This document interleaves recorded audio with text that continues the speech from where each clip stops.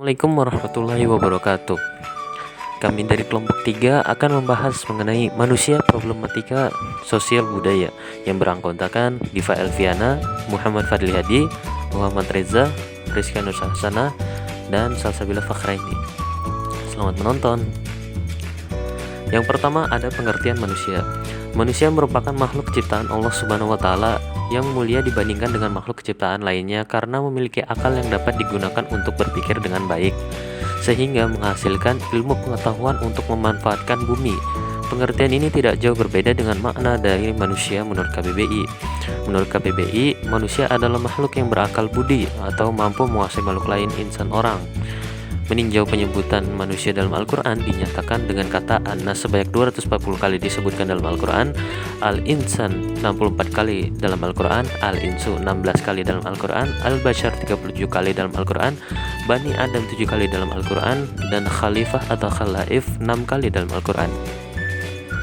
Problematika sosial budaya dapat diartikan sebagai hal-hal terkait sosial budaya yang masih belum dapat dipecahkan atau belum ditemukan solusinya. Dan kata sosial bermakna berkenaan dengan masyarakat, dan budaya bermakna pikiran, akal budi, adat istiadat, dan sesuatu mengenai kebudayaan yang sudah berkembang, beradab atau maju. Yang kedua ada manusia sebagai makhluk sosial. Menurut kodratnya, manusia adalah makhluk sosial atau makhluk bermasyarakat. Selain itu juga diberikan yang berupa akal pikiran yang berkembang serta dapat dikembangkan. Dalam hubungannya dengan manusia sebagai makhluk sosial, manusia selalu hidup bersama dengan manusia lainnya. Dorongan masyarakat yang dibina sejak lahir akan selalu menampakkan dirinya dalam berbagai bentuk. Karena itu, dengan sendirinya manusia akan selalu bermasyarakat dalam kehidupannya. Manusia dikatakan sebagai makhluk sosial juga karena pada diri manusia ada dorongan dan kebutuhan untuk berhubungan atau berinteraksi dengan orang lain. Manusia juga tidak akan bisa hidup sebagai manusia kalau tidak hidup di tengah-tengah manusia. Tanpa bantuan manusia lainnya, manusia tidak mungkin bisa berjalan dengan tegak. Allah sendiri sebagai pencipta manusia sebagai makhluk sosial itu menyeru kepada semua dengan firman-Nya, "Hai manusia, sesungguhnya kami menciptakan kamu dari seorang lelaki dan seorang perempuan dan menjadikan kamu berbangsa-bangsa dan bersuku-suku supaya kamu bisa saling mengenal. Sesungguhnya yang paling mulia di antara kamu di sisi Allah ialah yang paling bertakwa di antara kamu. Sesungguhnya Allah Maha mengetahui lagi Maha mengenal."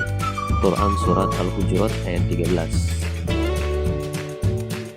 Tipologi adalah ilmu yang mempelajari tentang pengelompokan berdasarkan tipe atau jenis. Secara lebih spesifik, kata ini dapat merujuk pada tipologi atau yang biasa disebut antropologi, pembagian budaya menurut suku bangsa. Lalu komunitas ialah suatu unit atau kesatuan sosial yang terorganisasikan dalam kelompok dengan kepentingan bersama, atau dalam bahasa Inggris communities of common interest, baik bersifat fungsional maupun teritorial. Istilah komunitas ini dapat diterjemahkan sebagai masyarakat setempat. Istilah komunitas menunjuk pada warga sebuah dusun, suku atau kampung, desa, kota, ataupun suku.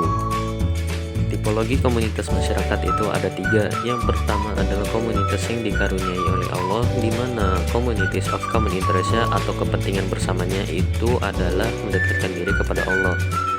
Lalu yang kedua adalah komunitas yang dimurkai oleh Allah, di mana communities of common interest-nya ini atau kepentingan bersamanya ini yaitu menunjukkan diri kepada Allah.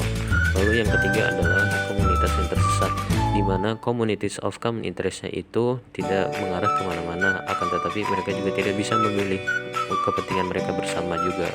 Oleh karena itu disebut komunitas yang tersesat. Lalu dalam manusia problematika sosial budaya ada yang disebut dengan khairu ummah.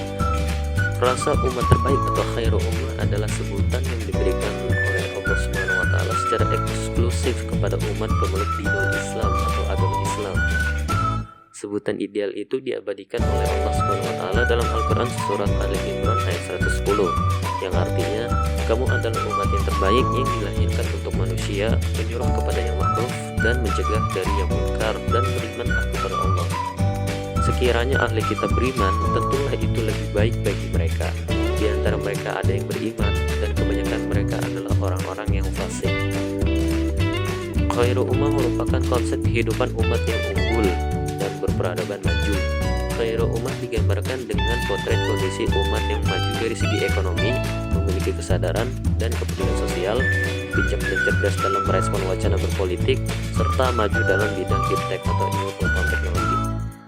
Perlu dipahami bahwa kata terbaik atau khairu yang menyertai kata umat adalah kata adjektif yang hanya bisa bermakna jika benar-benar terwujud. Artinya predikat umat terbaik itu bersifat dasain, bukan otomatis sebagai dasoleh. Terima kasih telah menonton hingga akhir. Jangan lupa klik tombol like dan subscribe ya guys.